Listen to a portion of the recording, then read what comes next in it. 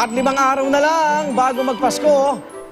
Mula sa susunod na linggo hanggang January 4, 3 araw lang bukas ang mga bangko. Kaya samantalahin nyo na po yung pagpunta sa bangko at pwede pang magpapalit ng bagong commemorative coin.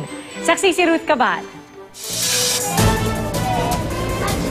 Mamamasko ba kayo o kaya'y magbibigay ng aginaldo sa mga inaanak? Bukod sa malulutong na salaping papel, pwede nyo ring ipamasko ang 3 commemorative coins na ilalabas ngayong Kapaskuhan ng Bangko Sentral. Yan ang 5 peso coins na may disenyo ng mga bagong bayaning OFW at 70th anniversary ng Leyte Gulf Landing. Meron ding bagong 10 pisong coin na tampok ang 150th birthday anniversary ni Apolinario Mabini. Limited edition ang mga ito. 30 million pieces lang ang ilalabas kumpara sa 22 billion coins na nasa sirkulasyon ngayon. Kasi magiging collector's item dahil nga sa kakontian ng number nito in circulation.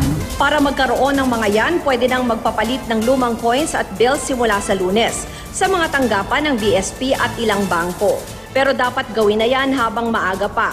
Sa susunod na linggo kasi, sa Lunes at Martes na lang bukas ang maraming bangko.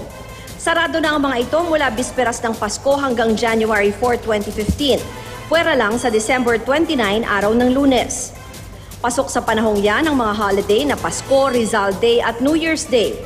Special non-working day naman ng December 24, 26 at 31, pati January 2. Ngayon pa lang may mga nagwi-withdraw na sa ATM ng pang-Christmas shopping para di na maproblema sa darating na bank holiday. Ayoko nang abutan ng rush na. Marami ng pila yun.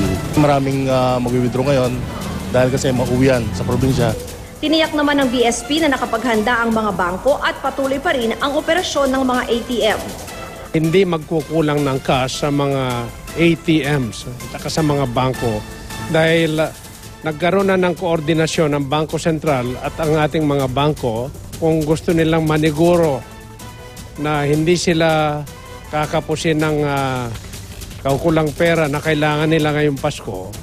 Hanggat maaga ay mag-withdraw na sila. Ako si Ruth Cabal, ang inyong saksi.